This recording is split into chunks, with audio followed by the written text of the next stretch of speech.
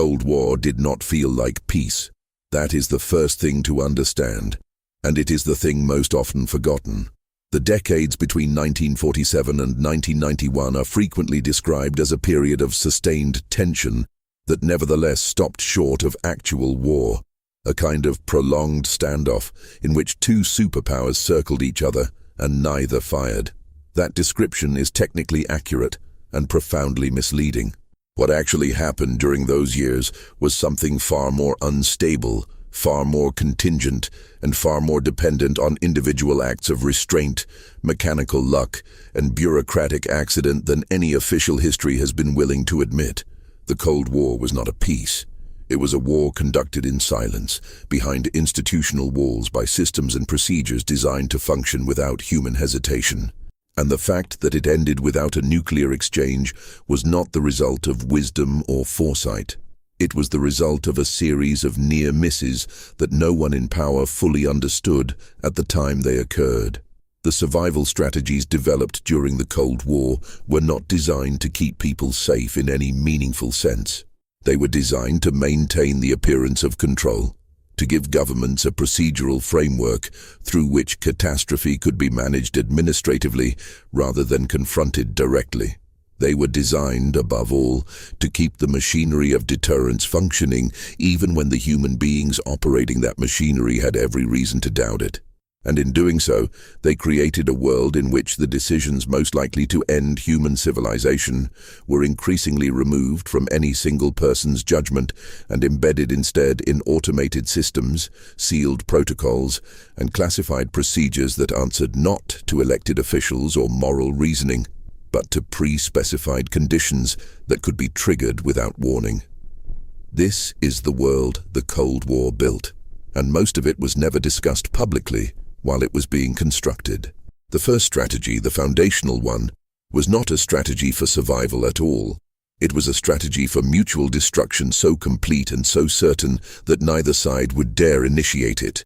Mutual assured destruction, the doctrine that became known by the acronym that its architects apparently did not find troubling, was the bedrock assumption on which everything else rested. The logic was simple. If both sides possessed enough nuclear weapons to absorb a first strike and still retaliate with devastating force, then neither side had any rational incentive to attack first. The threat of annihilation was supposed to be so overwhelming that it would function as a permanent deterrent. The problem with this logic was not that it was wrong in theory. The problem was that it depended entirely on both sides making rational decisions under conditions of extreme stress, incomplete information, and mechanical systems that were never as reliable as the doctrine assumed. The weapons themselves were the second strategy. Building more of them, making them more accurate, deploying them in configurations that ensured survivability, was treated as a form of stability. By the early 1960s, the United States had deployed thousands of nuclear warheads on bombers, submarines, and land-based missiles. The Soviet Union was building toward comparable numbers. The sheer quantity of these weapons was supposed to be reassuring. The more weapons each side had, the thinking went, the less likely either side would be to use them. What the strategists did not fully reckon with was that building more weapons also created more opportunities for those weapons to be involved in accidents, to be misread by early warning systems, to be subject to technical failures, or to fall into the hands of commanders operating without clear instructions from above. The third strategy was secrecy itself. Governments on both sides developed elaborate systems for classifying information about their nuclear capabilities, their deployment locations, their command and control procedures, and their war plans. This secrecy served obvious strategic purposes. You do not want an adversary to know exactly where your missiles are or exactly how your command chain functions. But secrecy also had a secondary effect that was less deliberate and more dangerous. It prevented the public, and often elected officials, from understanding how close the world was to catastrophe at any given moment. Decisions were made in the dark by people operating without full information, according to procedures that no one outside a small circle of military and intelligence officials could evaluate or challenge. The bureaucratic opacity of the Cold War was not a side effect of the conflict. It was one of its primary structural features. The fourth strategy was the hardened command center. Beginning in the early 1950s and accelerating through the following decade, both the United States and the Soviet Union began construction of deeply buried facilities designed to allow government and military leadership to survive a nuclear attack and continue directing operations. In the United States, the most famous of these was the facility carved into the granite of Cheyenne Mountain in Colorado. A complex of buildings mounted on enormous steel springs to absorb shock, capable of operating independently for extended periods. The mountain was chosen not because it was particularly close to the centers of government or military command, but because its rock provided natural shielding against nuclear blast effects. Similar facilities were built across the country, some of them intended for the continuity of civilian government, others for military command, others still for the storage of documents and data that would be needed to reconstruct administrative functions in the aftermath of an attack. These facilities rested on an assumption that was rarely examined openly. They assumed that a nuclear war, however terrible, would be a survivable event from which recovery and reconstruction were possible. The existence of hardened command bunkers implied that someone would survive to use them, that there would be a recognizable government structure on the other side of a nuclear exchange, that the chain of command would remain intact through a level of destruction that had no historical precedent. The psychological function of these facilities was as important as their military function. They allowed the people responsible for nuclear policy to believe that they were preparing for a manageable emergency rather than planning the end of organized human society. The fifth strategy concerned the bombers. From the late 1950s through the mid-1960s, the United States Strategic Air Command maintained a continuous airborne alert program in which nuclear-armed B-52 bombers remained aloft at all times, rotating through shifts so that at any given moment dozens of aircraft were in the air with live weapons, waiting for orders that might never come or might come at any second. The program was called Chrome Dome, and its strategic logic was straightforward. If bombers were already in the air when a Soviet first strike arrived, they could not be destroyed on the ground. The alert force would survive the initial attack and be available for retaliation. The practice of keeping nuclear-armed aircraft continuously airborne was presented publicly as a deterrent posture, evidence of American resolve and capability. It was not widely discussed that this practice also meant nuclear weapons were routinely flown over populated areas, over the open ocean, over foreign territories, by crews operating under enormous fatigue and stress, in aircraft that were subject to all the ordinary mechanical failures of complex machines. The consequences of this program were made visible on January 17, 1966, when a B-52 carrying 4 hydrogen bombs collided with a KC-135 tanker during a refueling operation over the coast of Spain near the small farming town of Palomares. The collision killed the tanker's 4 crew members and 3 of the 8 men aboard the bomber. The aircraft broke apart. 3 of the 4 hydrogen bombs fell onto Spanish soil. 1 fell into the Mediterranean Sea. The conventional explosives in 2 of the 3 land-based bombs detonated on impact, scattering plutonium across several square kilometers of farmland. The 4th bomb was recovered from the sea after a search lasting nearly 3 months. The contaminated soil from the Palomares site was eventually shipped to a storage facility in South Carolina. The Spanish government was not immediately told the full extent of the contamination. The American government's public statements about the incident were carefully worded to avoid mentioning that plutonium had been dispersed across agricultural land. The accident did not result in a nuclear detonation. The weapons were not triggered, but it demonstrated, in terms that could not be argued away, that the physical objects at the center of nuclear deterrent strategy were capable of being involved in accidents with consequences that could not be fully controlled. The 6th strategy was the submarine. Nuclear-armed ballistic missile submarines represented what strategic planners called the most survivable leg of the nuclear triad, the combination of land-based missiles, airborne bombers, and sea-launched weapons that was supposed to guarantee second strike capability, regardless of how destructive a Soviet first strike might be. Submarines operating in deep water were effectively undetectable with the technology available during most of the Cold War. They could receive orders from command authorities, and they could launch their missiles, but they were largely invisible to any adversary. The strategic logic was impeccable. The practical reality was that submarines operating in deep water were also largely isolated from normal command and control. Communication with submerged vessels was technically difficult and often unreliable. The crews of nuclear submarines operated for months at a time in conditions of extreme isolation, under enormous pressure, with limited information about events at the surface. In October 1962, during the Cuban Missile Crisis, a Soviet submarine designated B-59 was operating in the Caribbean near the American naval blockade. The submarine had been depth-charged by American naval forces attempting to force it to the surface. The crew of the B-59 had lost contact with Moscow for several days. They did not know whether nuclear war had already begun. The submarine was carrying a nuclear torpedo with a warhead roughly equivalent to the bomb that destroyed Hiroshima. The submarine's political officer, Vasily Arkhipov, was one of 3 officers whose authorization was required to launch the weapon. The other 2 officers were prepared to authorize a launch. Arkhipov refused. The submarine surfaced without firing. The detail that makes this incident particularly significant is that it was not known to American officials at the time it occurred. It was not known publicly until decades later, when Russian archives were partially opened and surviving crew members gave testimony. The margin by which nuclear war was avoided during the Cuban Missile Crisis was not primarily the result of the diplomatic negotiations between Kennedy and Khrushchev that have been so extensively documented.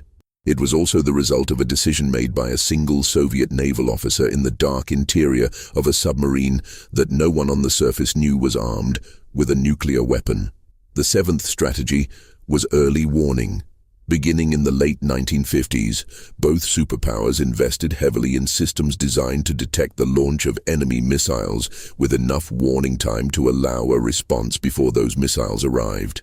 The American system eventually included a network of radar stations, satellites, and processing centers that were supposed to provide roughly 15 to 30 minutes of warning between the detection of a launch and the impact of warheads on American soil. The Soviet system was comparable in ambition, if not always in technical reliability. The strategic purpose of early warning was to preserve the option of a responsive strike, the ability to launch one's own missiles before the incoming warheads arrived. This option was sometimes called launch on warning, and it compressed the decision-making timeline for nuclear retaliation to a matter of minutes.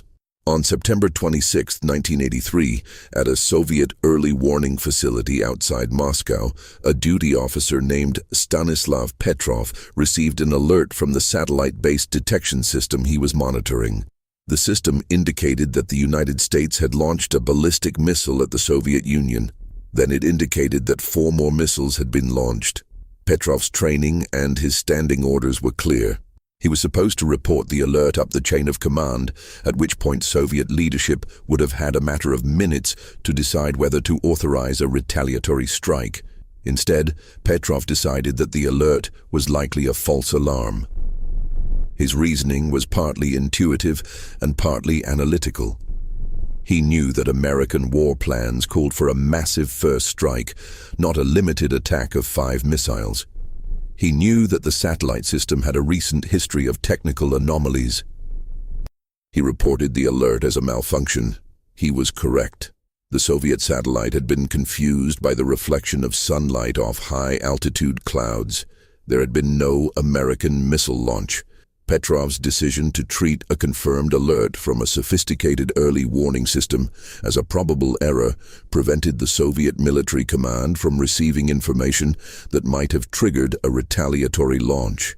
His decision was not authorized by procedure. It was a deviation from procedure.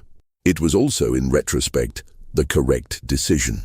The Soviet military did not publicly acknowledge the incident. Petrov received no formal commendation. He was reprimanded for failing to follow proper documentation procedures during the alert. The systems that had nearly generated a false first strike were not significantly modified. The incident remained classified for more than a decade. The eighth strategy was redundancy in command. Military planners understood that a nuclear first strike would likely target command and control facilities, attempting to decapitate the enemy's ability to authorize a retaliatory strike. The response to this threat was to distribute command authority as widely as possible, creating multiple parallel chains of authorization that would survive even if primary command facilities were destroyed. In theory, this was sound.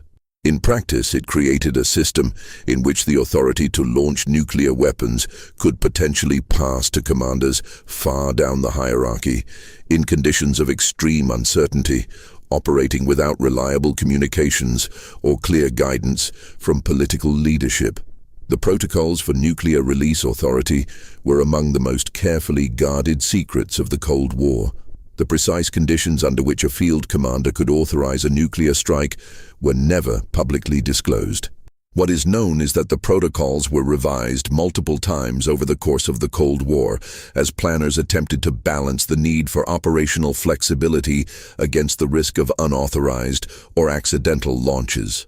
The ninth strategy was the nuclear war plan itself. By the early 1960s, the United States had developed an integrated operational plan for nuclear war that targeted thousands of locations in the Soviet Union, China, and Eastern Europe. The plan, known as the Single Integrated Operational Plan, or SIOP, was a document of extraordinary ambition and extraordinary brutality. It was designed to be executed automatically, with individual commanders following pre-assigned targeting packages without waiting for case-by-case authorization from political leadership. The plan was not designed for flexibility or proportionality. It was designed for maximum destruction delivered with maximum speed. An early version of the plan was briefed to President Kennedy in 1961. According to accounts from officials who were present, Kennedy left the briefing visibly shaken. He reportedly asked an aide afterward how it was possible to call the plan a war plan rather than a genocide plan. The plan was not substantially modified in response to this reaction. It remained the foundational document for American nuclear strategy for decades, updated periodically to reflect changes in the force structure and target base, but retaining its essential character as an instrument of total destruction. The 10th strategy was civil defense. From the early 1950s through the late 1960s, governments on both sides invested in public programs designed to prepare civilian populations for nuclear war. In the United States, this included the construction of public fallout shelters, the distribution of pamphlets explaining how to take cover during a nuclear attack, and a series of public education campaigns that informed Americans about the effects of nuclear weapons and how to survive them. The most famous artifact of American civil defense culture was the Duck and Cover film produced for school children, which instructed them to take cover under their desks in the event of a nuclear attack. This instruction was not entirely useless. At sufficient distance from a nuclear detonation, taking cover could reduce injuries from the shockwave and debris. But the broader civil defense program rested on assumptions about the survivability of nuclear war that were, by the mid-1950s, no longer supported by the evidence. The weapons being built during the 1950s were hydrogen bombs, thermonuclear devices orders of magnitude more powerful than the fission weapons dropped on Japan. The civil defense program, designed for an environment in which cities might be damaged, was not adequate for an environment in which cities would simply cease to exist. The Soviet civil defense program was in some ways more elaborate than the American one.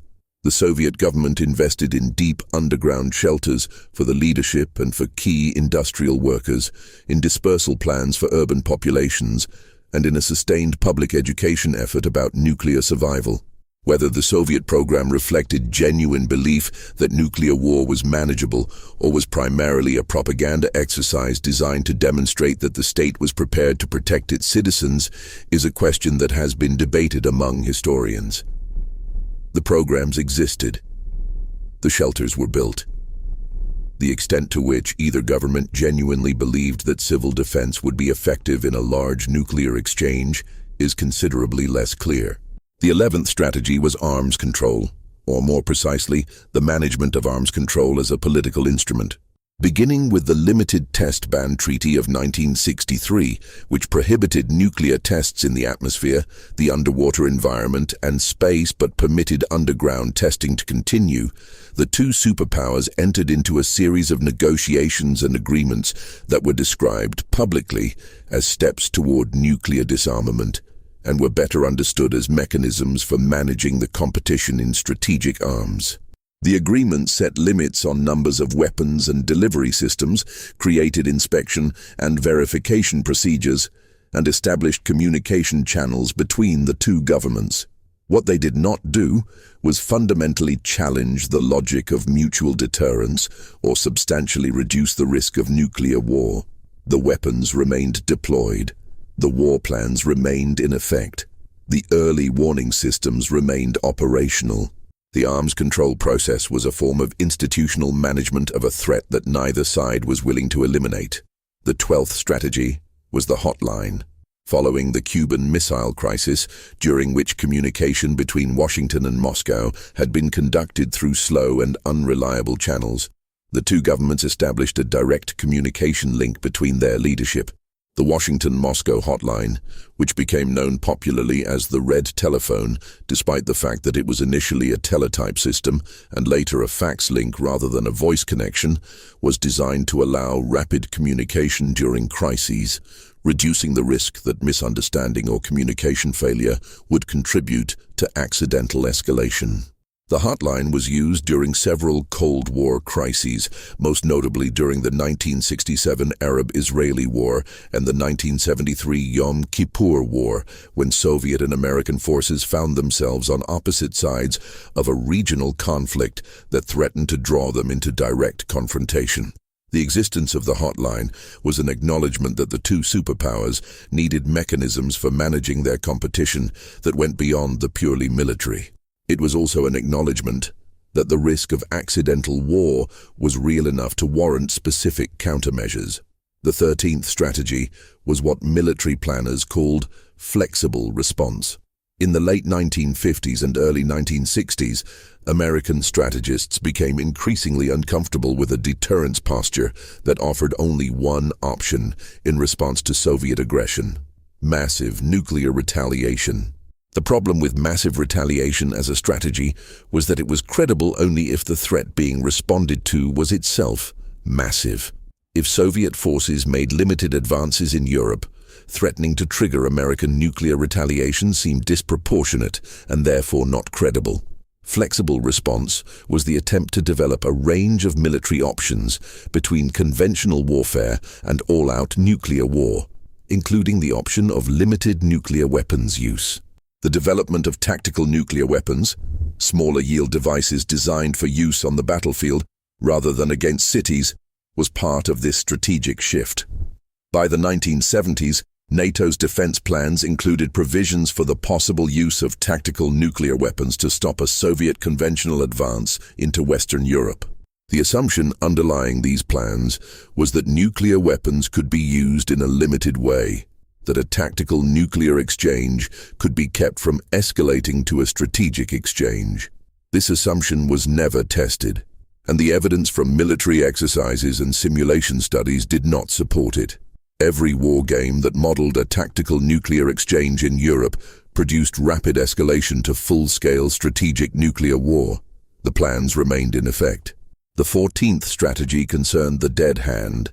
This is where the logic of deterrence reaches its most extreme expression and also its most unstable. The Soviet Union, at some point in the 1980s, developed a system known in Russian as perimeter and in Western intelligence as the dead hand. The system was designed to ensure that if the Soviet Union were destroyed by a nuclear first strike, A retaliatory launch would still occur automatically without requiring authorization from surviving human commanders. The system worked, in simplified terms, as follows. During periods of heightened alert, a series of sensors monitored for signs of nuclear attack, including seismic detectors, radiation monitors, and communication blackout indicators. If the sensors detected signatures consistent with a nuclear attack, and if communication with Soviet leadership had been lost, the system would transfer launch authority to a hardened command rocket.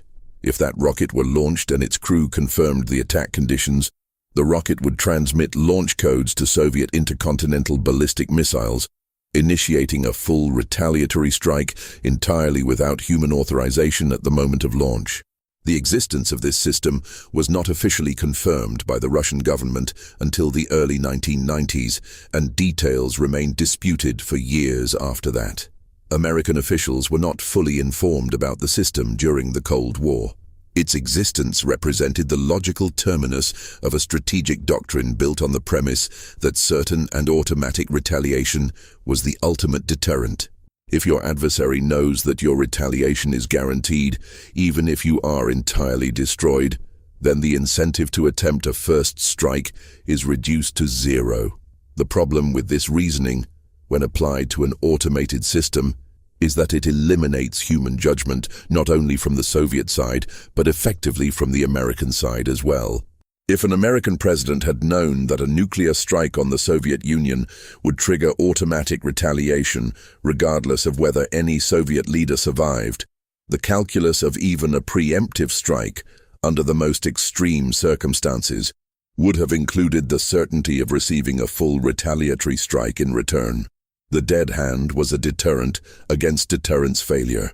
It was also a system that could, in principle, launch nuclear weapons in response to a sensor malfunction, a false alarm, or conditions that did not actually indicate a nuclear attack. The 15th strategy was secrecy about accidents. Both the United States and the Soviet Union experienced accidents involving nuclear weapons throughout the Cold War. In the American case, the Department of Defense eventually acknowledged a series of incidents that it classified as broken arrows, the official term for accidents involving nuclear weapons. These included aircraft crashes, fires, jettisoned weapons, and at least one instance in which a weapon was accidentally dropped during a training exercise in North Carolina in 1961. An incident in which a B-52 broke apart in flight and released 2 hydrogen bombs over Goldsboro. 3 of the 4 safety mechanisms on one of the bombs failed, and subsequent investigations revealed that a single switch had prevented the weapon from detonating. The Air Force's account of this incident was disputed by a nuclear weapons safety expert, whose analysis suggested the actual margin of safety had been even narrower than the official account indicated.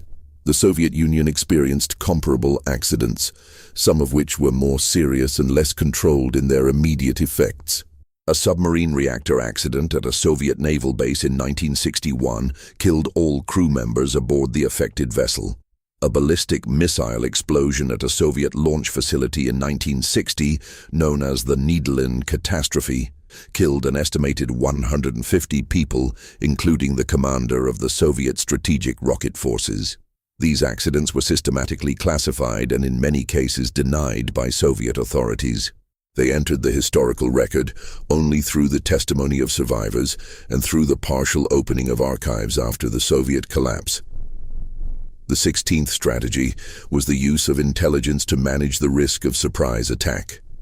Both superpowers invested enormous resources in collecting information about each other's military capabilities and intentions, using satellite reconnaissance, signals intelligence, human intelligence, and analysis of open sources.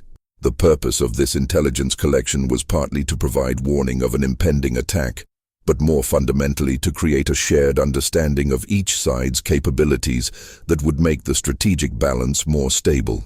If each side knew, with reasonable confidence, that the other side had a survivable second strike capability, neither side would have an incentive to attempt a disarming first strike. The intelligence competition of the Cold War was therefore not only an effort to gain advantage, but also paradoxically a mechanism for maintaining the stability of deterrence by ensuring that neither side was operating under dangerous misconceptions about the other's capabilities. The practical execution of this intelligence strategy was considerably messier than the theory suggested. In the late 1950s and early 1960s, American intelligence assessments systematically overestimated Soviet strategic capabilities, creating what became known as the missile gap, a supposed disparity in intercontinental ballistic missile numbers that was used to justify accelerated American weapons production. The missile gap turned out not to exist in the direction that had been assumed. The United States had more missiles, not fewer. The inflated assessment of Soviet capabilities had driven American strategic planning and weapons procurement for years based on information that was simply wrong. The 17th strategy was the development of submarine-launched ballistic missiles as an assured second strike capability. The logic was clear, and the execution was technically demanding. A submarine operating in deep water was essentially invulnerable to a first strike. If you could put enough warheads on submarines, you could guarantee that no first strike, however accurate or comprehensive, could prevent a devastating retaliatory response. The United States and the Soviet Union both developed sea-based ballistic missile forces of substantial size. By the 1970s, American submarines on patrol were carrying enough warheads to destroy every major Soviet city. Soviet submarines on patrol were carrying comparable arsenals.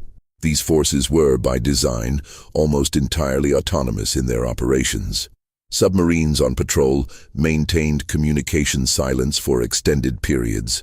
Their crews operated under sealed orders in conditions that required them to make independent judgments about whether to surface and receive updated instructions.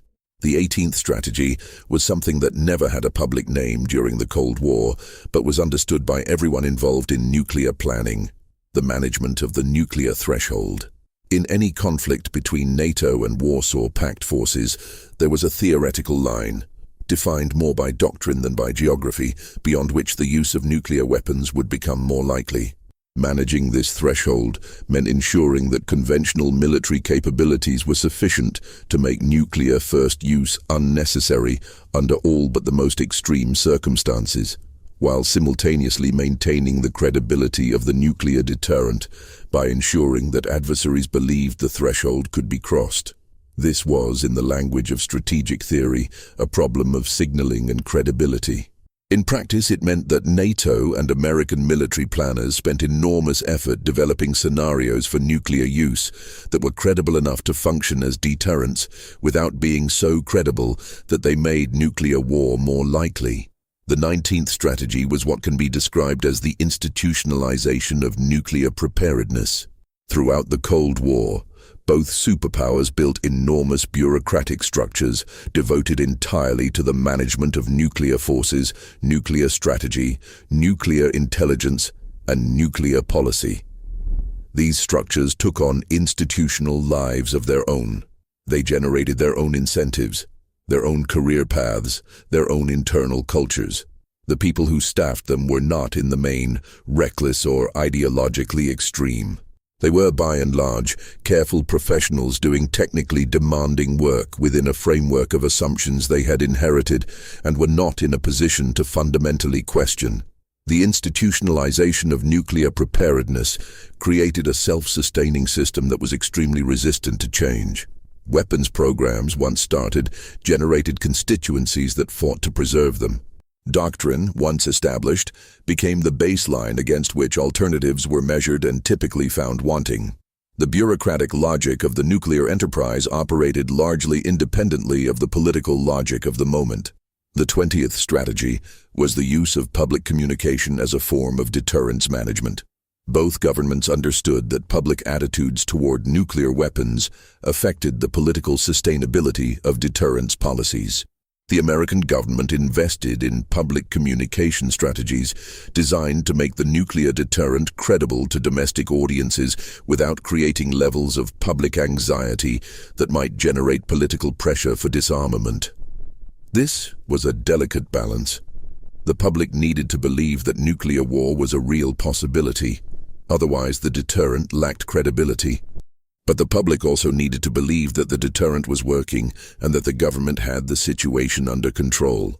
The result was a pattern of official communication that consistently understated the frequency and severity of nuclear near misses, overstated the reliability of safety and command and control systems, and systematically avoided the acknowledgement that the stability of deterrence rested on a foundation of organizational complexity and mechanical reliability that could not be guaranteed. The 21st strategy was the positioning of nuclear weapons in alliance territory. Beginning in the late 1950s and accelerating through the 1960s, the United States deployed nuclear weapons in Western European countries as part of NATO's collective defense arrangements. American nuclear weapons were stationed in the United Kingdom, West Germany, Italy, the Netherlands, Belgium, Turkey, and other NATO members. Some of these weapons were deployed under arrangements known as dual-key systems, in which both American and host nation personnel had to act in concert to authorize a launch. Others were deployed under procedures that gave American commanders sole authority over release decisions. The deployment of American nuclear weapons in European countries added considerable complexity to the command and control arrangements for those weapons and created additional political sensitivities that the American government managed through a combination of formal alliance consultation mechanisms and classified bilateral arrangements that were not fully disclosed even to the legislative bodies responsible for authorizing defense expenditure.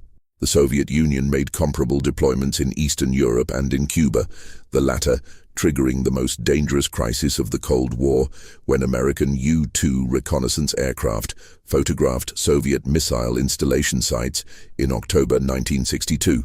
The Cuban Missile Crisis lasted 13 days at its most acute phase and has been extensively documented in subsequent decades as archival sources and participant accounts have become available. What the subsequent scholarship has consistently revealed is that the crisis was considerably more dangerous than either the Kennedy or Khrushchev administrations understood at the time. The proximity of nuclear weapons and command structures in Cuba, the independent action of Soviet forces on the island, the unreliable communication between Moscow and Soviet field commanders, and the actions of the American naval forces enforcing the blockade all created conditions in which escalation to nuclear use was far more likely than either government recognized in real time. The 22nd strategy was what happened after a crisis. The management of the aftermath of near misses was in some ways as important as the management of the near misses themselves.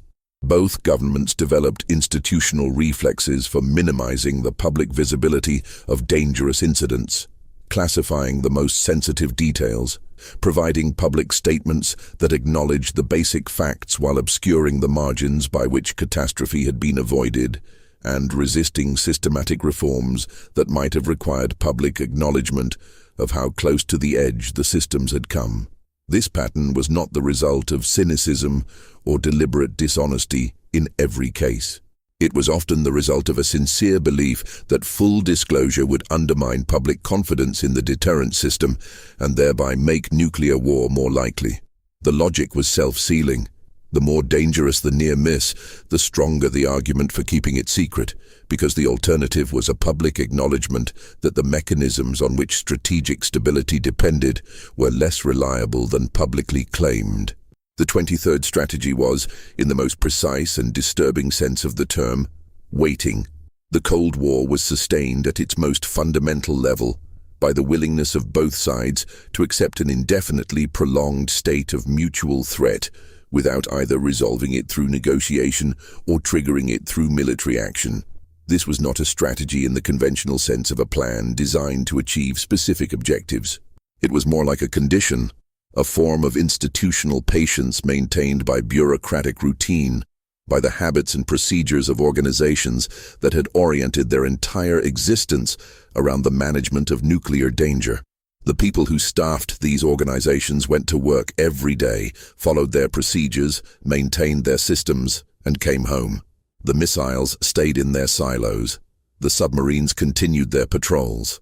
The early warning systems monitored their frequencies and occasionally generated false alarms that someone had to decide were false before the chain of escalation could proceed. What is important to understand about all 23 of these strategies taken together is that they did not constitute a coherent design for survival. They were the accumulation of decisions made by hundreds of organizations over decades in response to specific perceived threats, under specific political constraints, by people who were working with incomplete information and making the best judgments they could within the institutional frameworks available to them. The system that resulted from these accumulated decisions was not irrational in any of its individual components. It was something more troubling. It was locally rational and globally dangerous, a collection of reasonable responses to immediate problems that in combination created a structure of risk that no one had designed, no one fully understood, and no one was in a position to dismantle. The near misses that punctuated the Cold War were not aberrations from a generally stable system. They were the system operating as designed.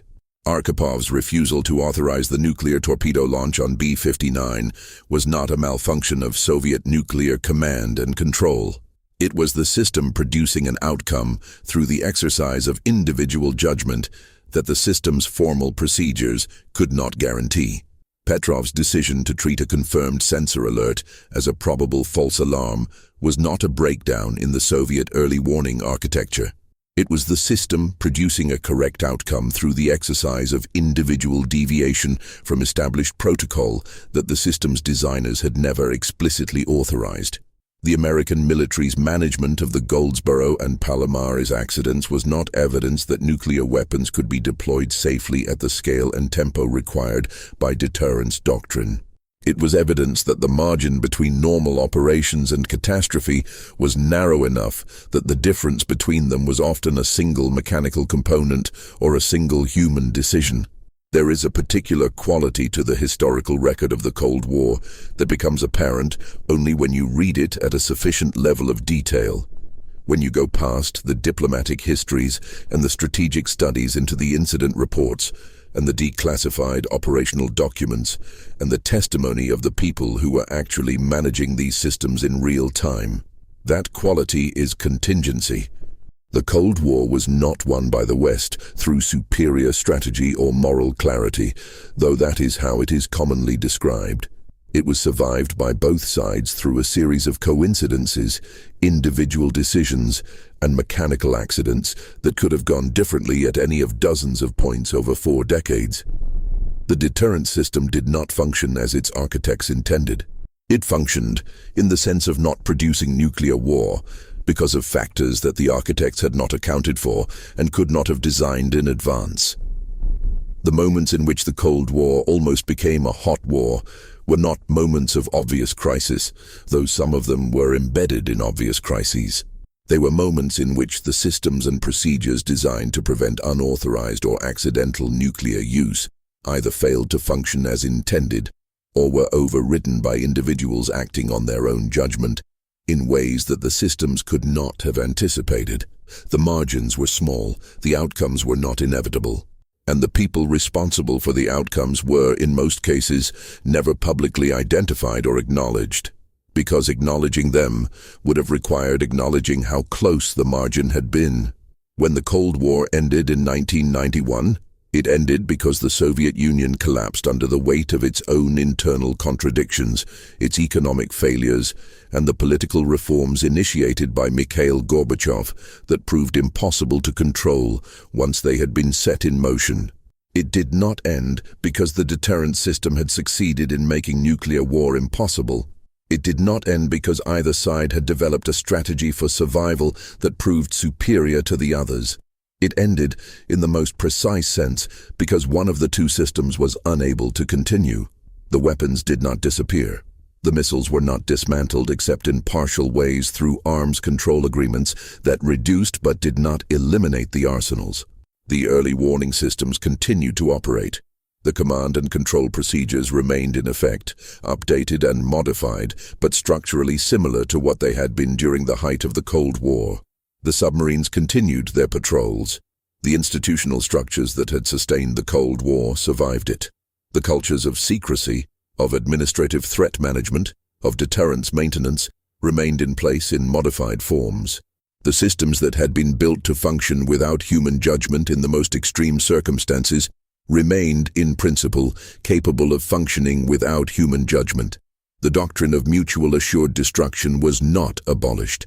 It was superseded in some of its specific expressions by changed political relationships, by partial arms reductions, by the transformation of former adversaries into something closer to competitors and collaborators. But the fundamental logic of deterrence through the threat of mutual annihilation did not disappear with the Cold War.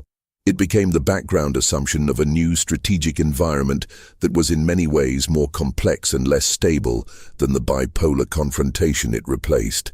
The Cold War produced 23 identifiable survival strategies and an indeterminate number of near misses. It ended without resolving the question of whether those strategies had ever made the world safer, or whether they had simply deferred, through a combination of calculation and accident, the catastrophe they were designed to prevent. The systems are still there.